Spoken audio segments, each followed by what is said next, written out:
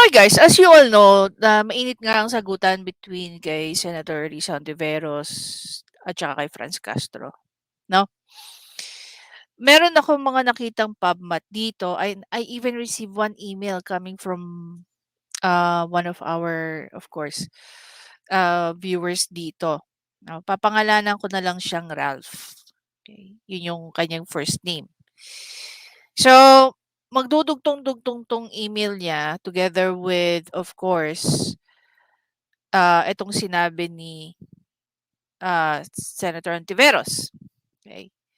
Ayon nga dito sa isang post na to galing sa Daily Tribune, hindi ko hinihingi ang respeto mo, VP Sara. Ang hinihingi ko sa iyo at ng taong bayan ay accountability. Okay, when you say taong bayan, it's basically lahat tayo.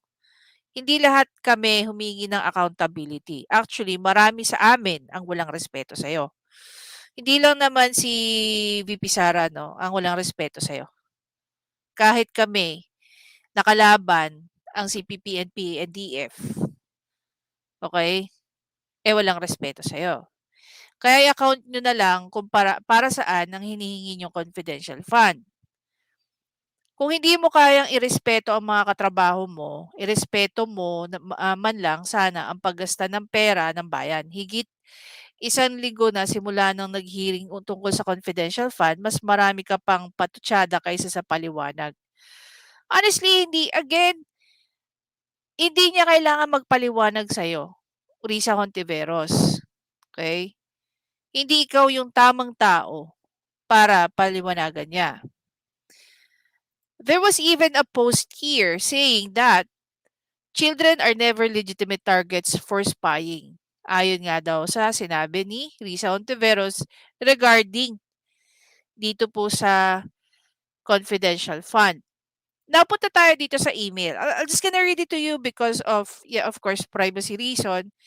I-share ko lang sa'yo. Sabi dito ni Mr. Ralph, "Hello, Sean Wayne. Good day. I'm a subscriber of your channel, show including shows of Attorney Libayan, Attorney Claire, as I'm not able to drop by my comments in your YouTube. So, try to send it here.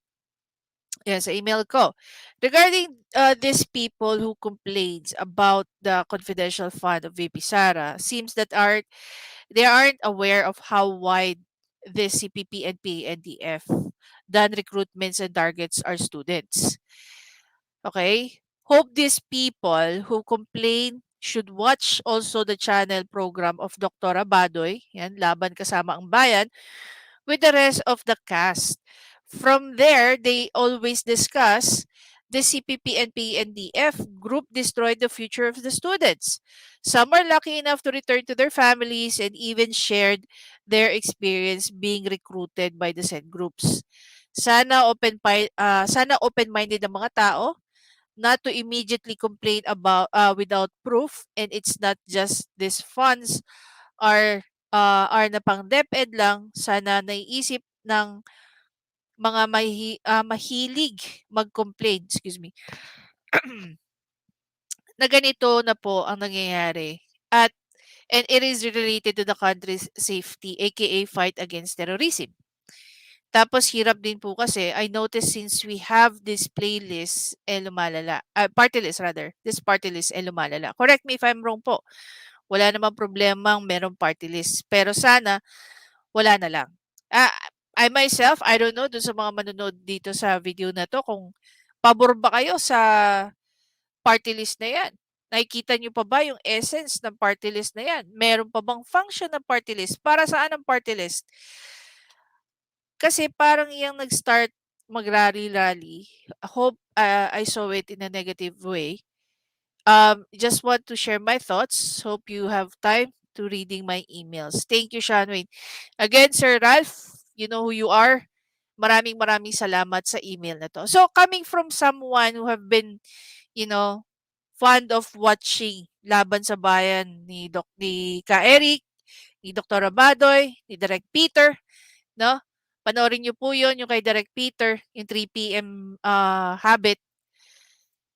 For someone to say na children are never legitimate targets for spying. It's not about the children, no, to spy. It's about the teachers na member ng mga ano, tingnan natin I found one video. Wait lang ha. Meron isang video sa TikTok about kay Franz Castro.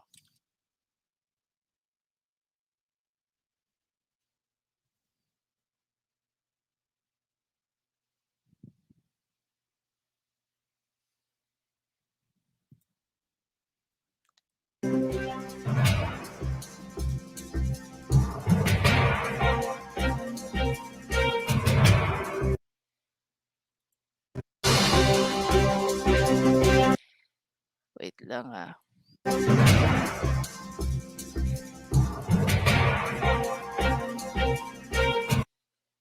Director of Police Regional Office in Davao Region said that the police received complaints that Ocampo and Castro camp was taking out minors almost every night without the consent of the parents. There were reports that children were taught with false ideals at school, far from mandates of DepEd. Also, allegedly, these groups are using the children to be with them to rally against the government.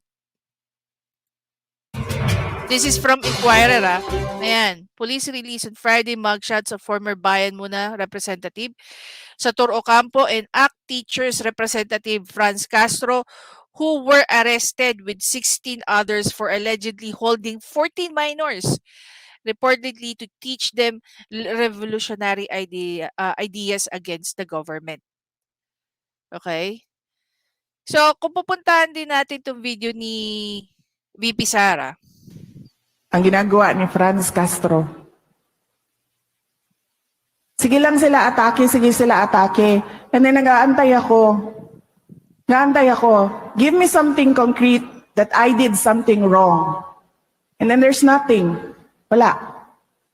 Pero, tuloy-tuloy pa rin yung atake nila in the hopes that yung lie, the lie that they are peddling, that I did something wrong, would take stock sa utak ng mga tao.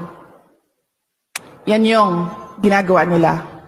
same thing with Risa Ontiveros. Kaya, naglabas na kami ng statement ngayon Nagpasalamat na kami kay Congressman Estela Kimbo, nagpasalamat na kami kay ES, nagpasalamat na kami kay Secretary Gibo, nagpasalamat na kami sa mga nagsasalita. Pero sinasabihan namin sila privately, wag na kayo magsalita because there is no defending an attack that is meant to run paulit-ulit para in the end yung hindi totoo, maging totoo sa utak ng mga tao. Inaantay ko hanggang ngayon, araw-araw tinatanong ko, meron na ba silang naibigay na papel?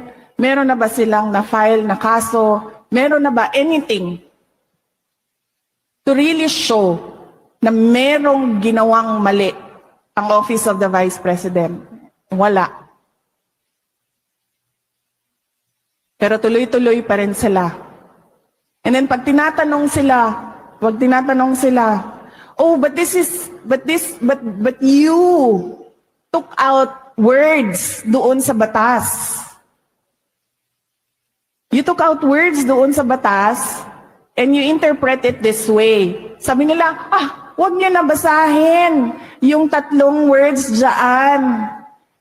Basta makinig lang kayo sa interpretation namin. Yan ang ginagawa ni Franz Castro. Ngayon. Okay guys, just to frame the idea of why they needed confidential fund. Because the case of Franz Castro years ago happened. We can only imagine. Kung alam mo ba kung saan nanggaling to? Kung hindi pa po nagreklamo ang mga magulang ng minors na yan. Okay? Kung hindi pa nagreklamo, hindi po natin malalaman yan. How much more yung iba't ibang lugar. Ang members po, no, yung nagpapakalat po ng mga ganitong klase, it's all over the Philippines. Kung saan meron eskwelahan, there's a potential threat para sa isang minor. Kung ito nagawa nila Franz Castro years ago, what makes you think na hindi pa rin nila kayang gawin to? Hindi nga nakulong eh. 'Di ba? Ano naging status ng kaso na to? Hanggang ngayon kongresista eh. Nung nangyari to, congresswoman siya eh. Oh, 'di ba? May pinanggagalingan yung ginagawa ni VP Sara. Tapos may isang Risa Ontiveros na walang ginawa kundi basahin yung mga speech niya. Hindi ko kailangan na ang respect mo, VP Sara. Ang hinihingi ko sa iyo ng taong bayan ay accountability. I-account Okay. Unang-una sa lahat, hindi naman lahat ng tao bumoto sa'yo. Tingnan nga natin kung ilan yung boto mo.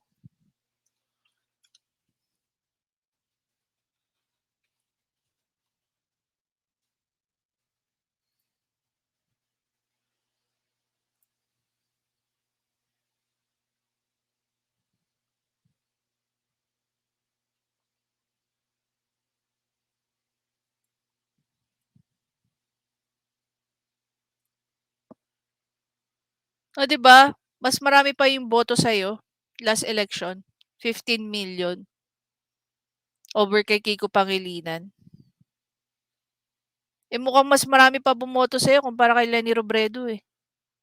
Tama ba?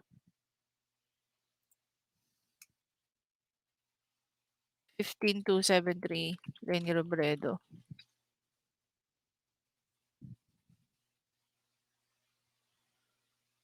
Oh. Eh mas marami pa nga bumoto nga talaga kay ano, kay Risa Ontiveros kumpara kay Leni Robredo. Kalain mo yun?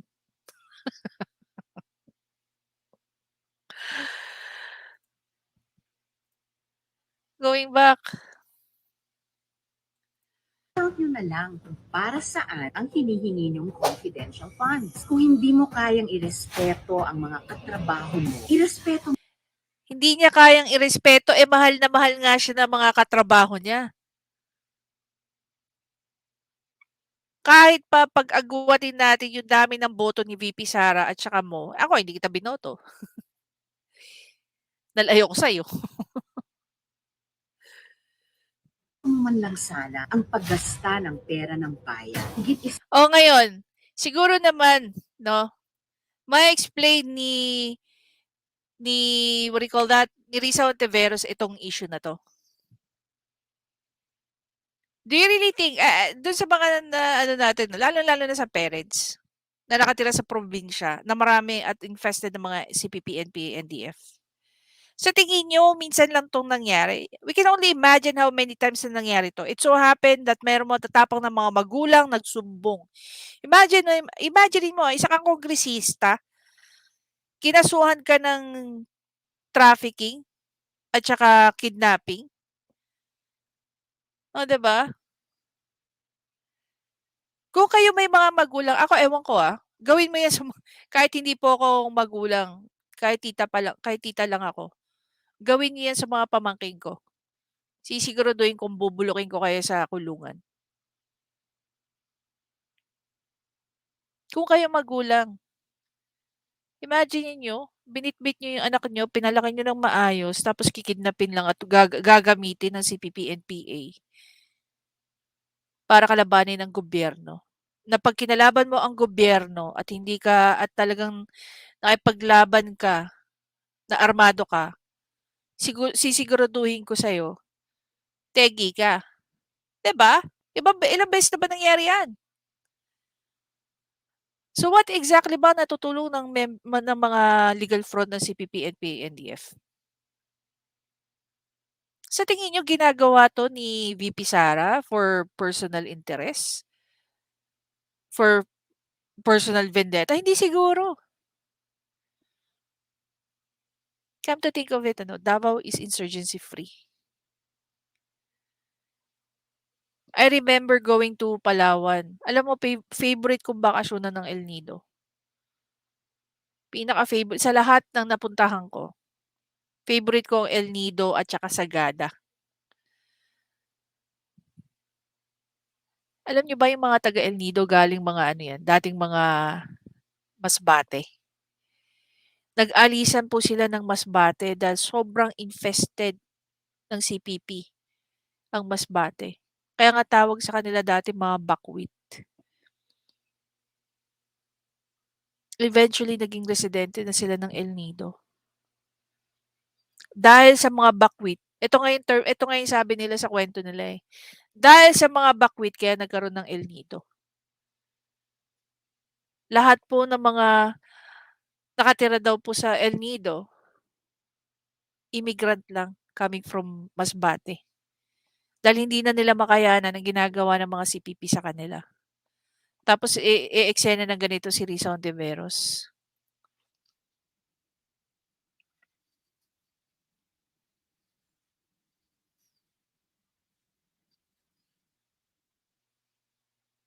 Alam mo, dapat siguro susunod na nating gamitan ng confidential fund. Ito si Risa Ontiveros.